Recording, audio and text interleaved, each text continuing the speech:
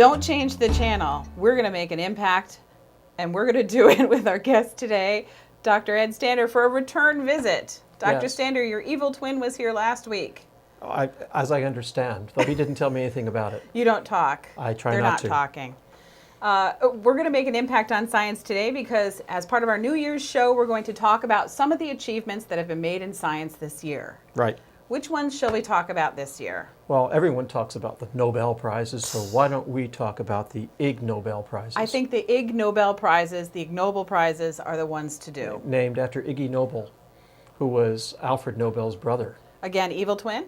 You bet you. Evil twin it is. So the Ig Nobel Prizes, they've been around for a while? They've been around for about 20 years. Yeah. I believe so. I hear it's quite a party to be invited to. And I understand that the original people who got the Ig Nobel Prizes are still alive. And one of the phrases I read is, you don't get a cache of money, but you get a certain cachet if you win the Ig Nobel Prizes. That's right. Your papers do not get published anywhere. Well, I would think they get published all over the web. So let's start. Let's talk about the first award that they gave this year. Yes. The Award of Physiology, which has to do with medicine and how the body works. And it was given to Anna Wilkinson of the UK, Natalie Sabants of the Netherlands, and apparently she also is in Hungary and Austria. I don't know how that works.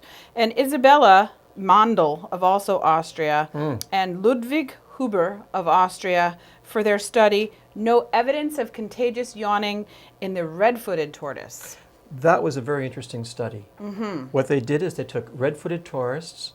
Tortoises. That's right. They tried the tourist first, but it didn't work. Well, so they we've tried already got a the- paper on that. That's right. They tried the tortoises, and what they did is they showed them really boring movies in a dark, closed room. And what they discovered was that the tortoises refused to yawn, besides the fact that the scientists were yawning all over the place.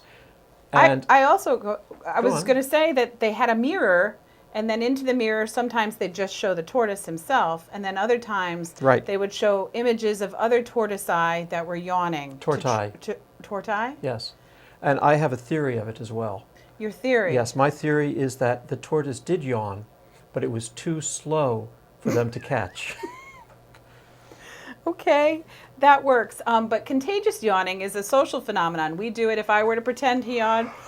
It Are might you yawning out catch. there right now? Yeah, so maybe you're yawning, maybe you're not. And even there have been studies to say that dogs contagiously yawn when their owners yawn. But I don't think it's vice versa. I don't know if owners yawn when the dogs yawn. I know in my classes very often the entire class will start yawning. Is that a contagious thing? I have no idea why they do It it. could just be the stimuli. It could be. So they taught this tortoise to yawn. As I understand it, but it was so slow that most people fell asleep before it ever actually got off the ground. But this is published in honest-to-goodness scientific research, so that kind of gives you a flavor of how the Ig Nobel Awards work. Right. Next one, chemistry. Gotta love chemistry. I love chemistry. Near and dear to my chemist heart. That's right. I what- live better through chemistry. So what do you think when I say wasabi in chemistry? I think Japanese. Yes. Japanese study, correct. That's right. We have four researchers, all from Japan, It's always four. who won The the Japanese award can do nothing by themselves. for determining the ideal density of airborne wasabi, which is a pungent type of horseradish, Right. to awaken sleeping people in case of a fire or other emergency, and for applying this knowledge to invent the wasabi alarm. I understand they started with the wasabi cannon. A cannon. It was the wasabi cannon, but the barrel melted Oh, prior to getting out. They also discovered, and this is a very interesting thing, is that with the wasabi alarm, it worked better if the man was snoring. so you're sleeping away. Instead of a fire alarm, perhaps you're deaf or hard of hearing. Correct. What this alarm will do, instead of, or in addition to also saying, please exit the building, there is a fire, is it will put out the smell of wasabi. Oh, no, it would shoot wasabi into the air, into the mouth of the sleeping person. Only in your universe, No, sir. it's Only true. in yours. It's true. And if it misses the person and hits the person next to you, their screaming will wake you up. Well, so it works on either case. When I saw wasabi alarm, I thought of a much more digestive nature of the alarm, not the kind that would be up in the ceiling that we would be thinking, uh-oh, okay, got Yes. to try and change the batteries in the wasabi alarm. It was a major coup for the Japanese. They've actually filed a patent with the U.S. government, and that patent has been granted as of 2010. That's right. But they don't call it wasabi in the United States. They call it fragrant horseradish. Pungent. Fragrant. Okay. Yes.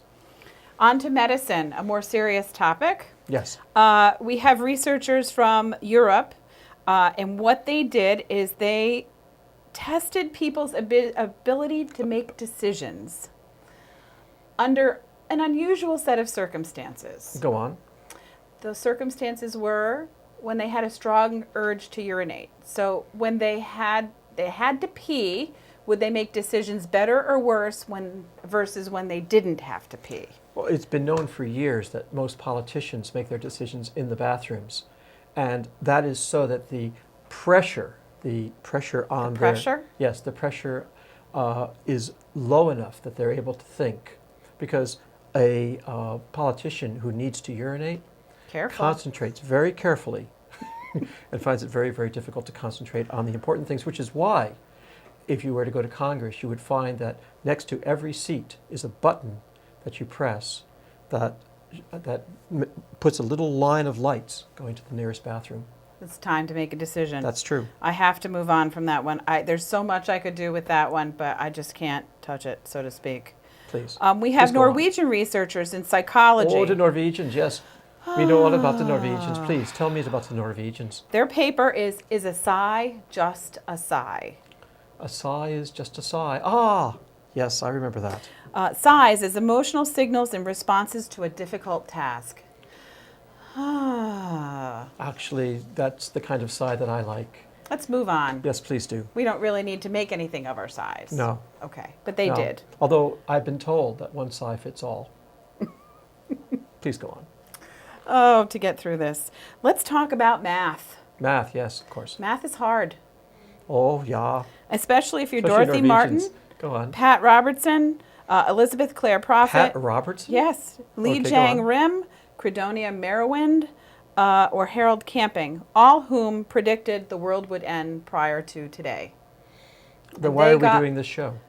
I don't know. Maybe it's just, Well, bye, people. We'll see you later. it's quantum mechanics. Oh, of course. I But remember that. they shared the math prize for being so awfully wrong when they predicted the end of the universe.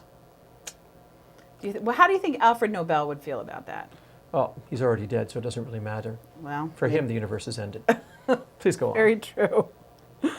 I'm not going to do the literature prize because, frankly, it's not too funny, but I'm going to do the biology prize. Let's wrap up with the biology prize. And rightly then so. physics. We have to end on physics. Please do. The biology prize, beetles with a mission.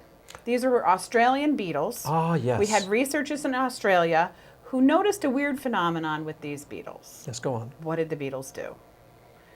The PG version is in the absence of female beetles, the male beetles mated with discarded beer bottles, and they had to be amber, and they had to be the stubbies, the one with the tiny tops instead of the long-necked. And what else would you expect from Australians? Please, go on to the next prize. Well, our final prize, Yes, and and the before most we wrap important up one. for the year here, is the physics prize. Yes, please. Discus throwers versus hammer throwers. Ah, yes. And the study, Philippe Perrin, Cyril Perot, Dominique, I can't say her last name. It's the French, you know. I'm getting dizzy and already Bruno thinking of it.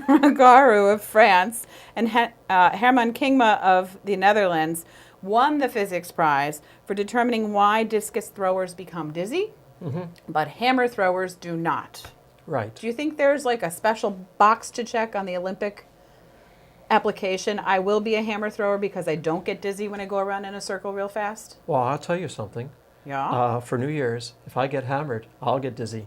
And as far as it goes, if I start throwing those things around, I usually hurt my discus as well. Well, I think our discussion is over. Thank you so much. I want to wish everyone out in Impact Land a very happy new year. Come on, 2012. There's more science yet to be found out. Our guest today, Dr. Ed Stander, science personality Yes. and professor at SUNY. And soon to be Ig Nobel winner. Oh, yes. I'm sure you. I'll tell you about that next time. Next time. When you're an Ig Nobel winner, we'll have you on here. You'll show us your medal. I hope so. Thanks a lot. Have a great year. culture.